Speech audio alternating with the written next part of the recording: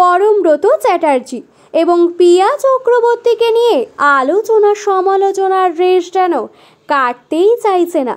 গত নভেম্বর মাসের শেষের দিকে বিয়ের খবর দিয়ে তারা নিমেষের মধ্যেই কেড়ে নেন লাইমলাইট। তবে পরম পিয়া একা শুধু নন, তাদের সঙ্গে অনবরত নাম জুড়ছে পরমব্রতর প্রাক্তন প্রেমিকা স্বস্তিকা মুখার্জিরও। এই নিয়ে সংবাদ মাধ্যমের কাছে আরও একবার মুখ খুললেন স্বস্তিকা। উল্লেখ্য, পরমব্রত এবং স্বস্তিকার মধ্যে প্রেম ছিল প্রায় 15 বছর আগে। এতে ভীষণ ক্ষুব্ধ হয়ে একটি সাক্ষাৎকারে তিনি বলেছেন, পরমের সঙ্গে আমার সম্পর্ক 15 বছর হয়ে গেছে। 15 বছরে মানুষ মরে গেলে না পুনর্জন্ম হয়ে যায়। মানুষের বিয়ে হলে ওই সময় বাচ্চা হলে তার স্কুল শেষ হয়ে যাবে। একজন এই বয়সে এসে বিয়ে করছে, কেউ যে বয়সেই বিয়ে করুক, তার 15 বছর পুরনো সম্পর্ককে টেনে এনে সেটাকে ক্লিকবেট হিসেবে ব্যবহার করাটা খুবই বোকামোর কাজ।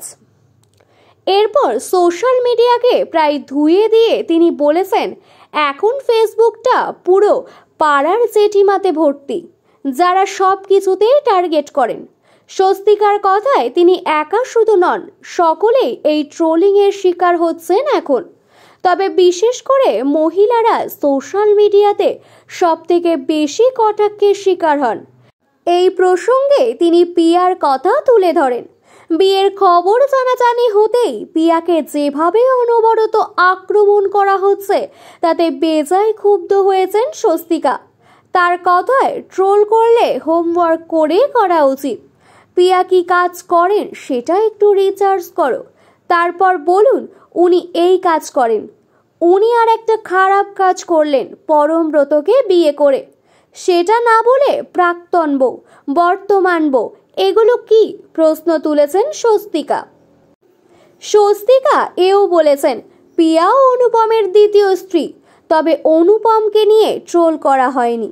অনুপমকে নিয়ে যতগুলো কথা বলা হয়েছে, পিয়া এবং পরমকে নিয়ে যে কথা এখন বলা হচ্ছে তার মধ্যে আকাশ পাতাল পার্থক্য রয়েছে বলেই মনে করেন স্বস্তিকা। আর মহিলাদের পরিচয় শুধু তার স্বামী বা প্রাক্তন স্বামীর পরিচয়ে নয়, সমালোচনাকারীদের এটাও মনে করিয়ে দিয়েছেন তিনি। সংবাদ প্রতিদিনে এই সাক্ষাৎকার দিতে গিয়ে স্বস্তিকা আরও বলেছেন, সোশ্যাল মিডিয়াতে কেউ কেউ নাকি দাবি করেন তাকে গাঁজা খেয়ে রাস্তায় পড়ে থাকতে দেখেছেন। এই প্রসঙ্গে তার উত্তর, আমি যদি গাঁজা খেয়েও থাকি, রাস্তায় পড়ে থাকার মতো সিচুয়েশন কোনো দিনই হয়নি। হলে তো মিডিয়া সবার আগে স্ল্যাশ করত। এত বড় খবর তো কেউ ছেড়ে দিত না। 4টি রিলেশন ভেঙে গিয়েছে বলে মেয়েদের যা বলে আর কি, সেগুলো শুনতে হয়েছে।